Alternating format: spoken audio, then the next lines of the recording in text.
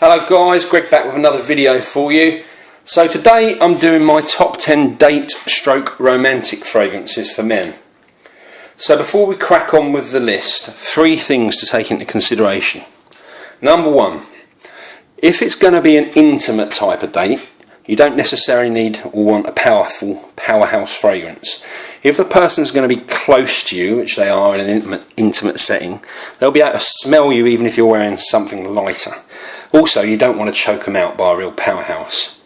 So that's number 1. Number 2, if it's a first date and perhaps not so intimate, unless you're lucky, you're probably going to want to make an impression on the person. You probably want them to go home and still be able to smell you after the date is ended and still be thinking and reminded of you. So in that scenario, you may want to pick up something that reaches a little bit further and lasts a bit longer. Number 3, and the most important, you definitely don't want to remind the person of an ex. The fact that they're an ex probably means that the memories aren't going to be that great. Either the girl ended the relationship and therefore probably doesn't want to be reminded of the guy that they felt the need to end it with, or the guy ended the relationship and then there may be scars that you really don't want to reopen. So in short, don't wear Le Male, don't wear Cool Water, don't wear 1 Million, don't wear Acqua di Gio, don't wear Armani Code. You get the idea. But all 3 of those things are tongue-in-cheek, but there are some points in there that actually should think about when you're thinking about a date fragrance. So let's crack on with it. Before I do the list, preface this as always by saying it's my own personal list based on fragrances from my collection. There's only one fragrance in this whole list or this whole video that would be in my top 10 personal favourites, but this is about the romantic date setting, and all of these, certainly all of them that are in the top 10, I think you won't go far wrong with. One last thing, and then I can actually crack on with it. Somebody made a comment on one of my previous videos which was, if you love these fragrances so much, why don't you ever use them? Which was obviously relating to the fact that most of them look full. There's lots of reasons, and I don't really need to explain them to anyone that's a fragrance collector because they'll know. But what I will say is I'm certainly not buying these fragrances as ornaments, so they are getting worn. But anyway, on to the video. So let's have a look, time honoured tradition, let's have a look at some honourable mentions. The first one is Bulgari Black, the hockey puck. Now, the reason this didn't make the top 10 is it's probably just a little bit too avant-garde for some people, for a date. It's a great fragrance. It's by Annick Minardo, genius perfumer. It's got a smoky, rubbery note in there, which is actually created by a Chinese tea called Lapsang Souchong. Now, I think it's like you're either going to really like it or really not like it, which is a bit of a lottery if you're on a date. So that's why it didn't get into the top 10. But it's a really good fragrance and one worth considering. So that is the first honourable mention, Bulgari Black. Second honourable mention is 24 Gold. So this one is vanilla, amber and woods. It's my favourite amber-based fragrance. I've got my bottle there. I've also got this really cool little credit card holder style atomizer that came with it. Don't really need this because once you spray this one, you're not going to need to top up because it lasts forever. But it's really cool anyway. So yeah, this is. I think this fragrance will make somebody want to eat you, which can't be bad on a date, can it? So that's honourable mention number 2, 24 Gold. We'll put that on the back. Now, this one here, this isn't getting an honourable mention. Doesn't deserve it. In all seriousness, this is a great fragrance. Dolce & Gabbana's the one. And if this lasted, this would not only be an honourable mention, it would be really high up the list because it's a great smelling fragrance, but it just doesn't work for me. I know there's been a lot of talk about it and it works well for some people, not for others. I'm one of the ones, unfortunately, that it doesn't work for. Beautiful bottle, beautiful fragrance, but yeah, not having it. Get out the back. So on to the list, number 10. So this one kind of combines that cosy close contact scenario that I spoke about when I made the 3 points it combines that with the leaving a lasting, reminder. It depends on how you use it and which one you get. This one's Viktor and Rolf Spice Bomb. So it's a really great fragrance. I mean, it's woody, spicy, it's cinnamon, tobacco, leather. It's got pink pepper and saffron and paprika, which is where the spice is coming from. All of those. It's kind of resinous as well. But this is what I would say is a cosy, curled up next to somebody on a settee next to a fire fragrance. Really good date fragrance. That's number 10, Spice Bomb, Viktor and Rolf. Number 9. This one is a fragrance that has the perfect name because this fragrance is alluring, and it's Allure Homme by Chanel. There's so much going on in this fragrance. It combines vanilla and tonka, citrus and coconut, woods, leather, spices, florals. It's got a bit of everything. It sort of transitions and hits every base. Citrus and vanilla are the core of this one. I think this is a fragrance that really draws people in, makes you want to be close to you, which is why it's making this list for the date scenario. Really overall excellent fragrance. That's number 9, Chanel's Allure Homme. Number 8,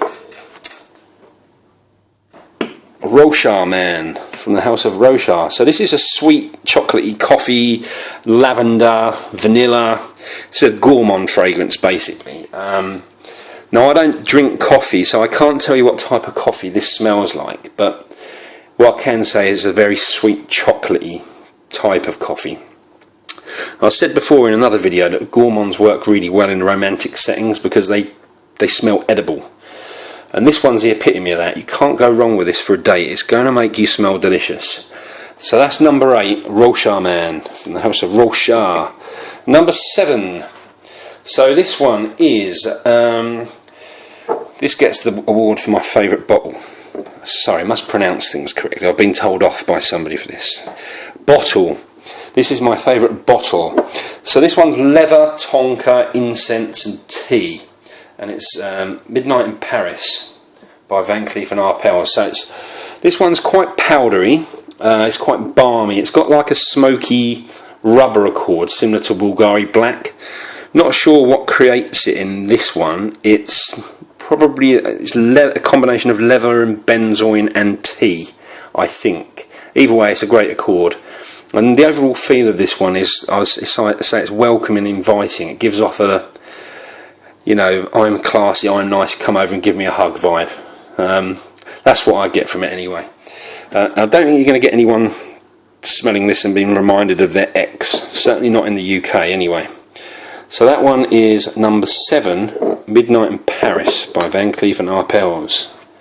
Number 6. So the name of this one says it all really.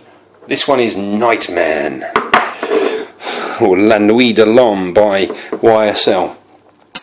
So this one it's definitely a nighttime fragrance. The opening is dominated by cardamom, which gives it a spicy vibe. It's also got caraway, which gives it a spicy aromatic feel.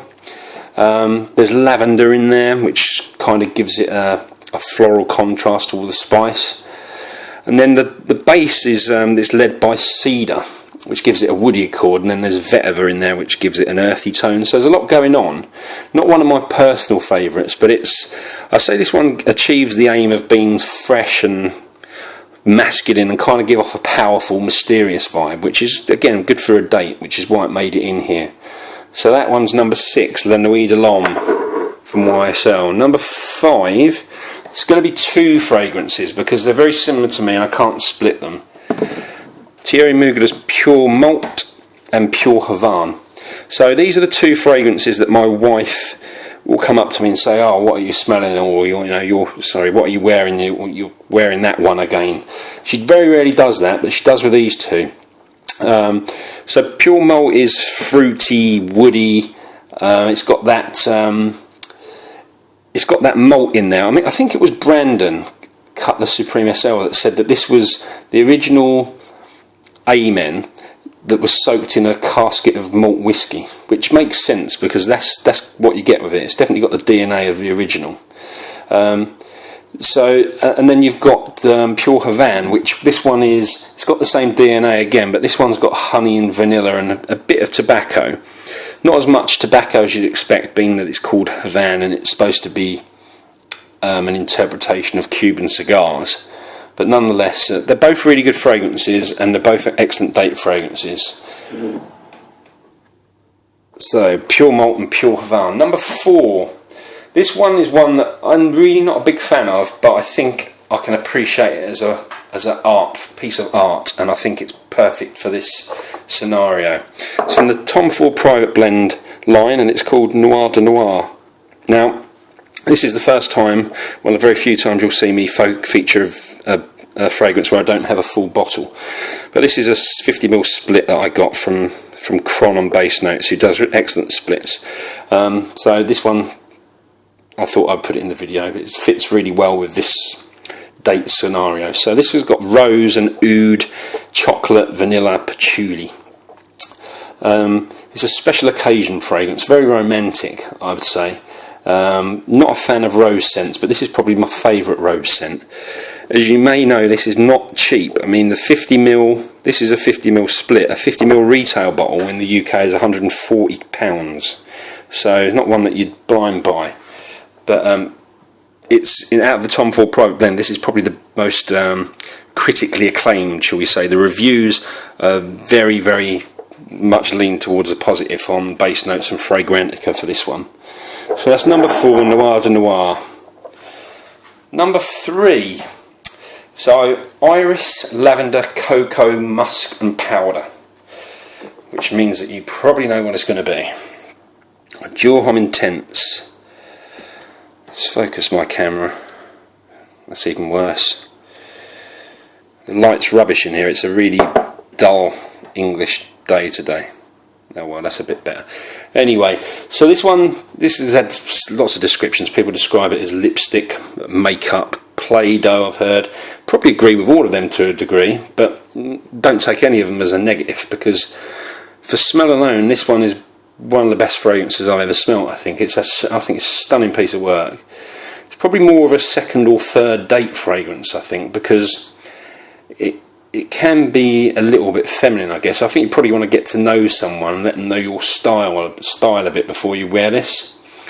At the beginning of this video I said there's only one fragrance that appears that's in my top 10 personal favourites. This is the one. Homme Intense. So that one is number 3. So number 2 is probably the most hyped fragrance of the past 3 years, and it's for good reason, because it's very good. Creed's Aventus. Let's focus this a bit better. That's better. Yeah, this one, I mean, I don't love this in the way that a lot of people do. It's a £200 bottle of fragrance, and you know, I've got fragrances that cost me £15 that I like more than this. But having said that, I do appreciate it. I think it's a fantastic composition. It's really versatile. You can wear this in any scenario, but it shines in 2 particular scenarios for me. First one is professional suit and tie, and the second one, obviously, is romantic date setting. This is smoky, birch, apple, pineapple, musk. It's different and distinctive, and if you wear it in the right way with the right person, you could be in for a good night with this one. So that's number 2, Creed's Aventus. So the winner, and my number 1 pick for date or romantic setting is Lanston de Guerlain Extreme. So this is cacao and star anise and patchouli. And the star anise in this gives it a kind of aniseed licorice accord. Star anise is the seed pod of an evergreen tree, and the Latin name for the tree, which I'm not going to try and pronounce, means to attract, which this one definitely does. It attracts people. This is the Extreme. The EDT version also works well in this scenario. It's the Extreme's a bit darker and more of an evening scent. There's more citrus in the EDT. The citruses are toned down in the EDP, which makes it a little bit darker. The EDT's fresher and more of a daytime scent, whereas the EDP is very much a evening fragrance, but they both work very well in that scenario. Both great fragrances, and they're the winners. So there you go, guys. I know it's been quite a long video. Thanks ever so much for watching. Hope you enjoyed it. Please rate, comment and subscribe, and I'll come back with another video very soon. Cheers, bye.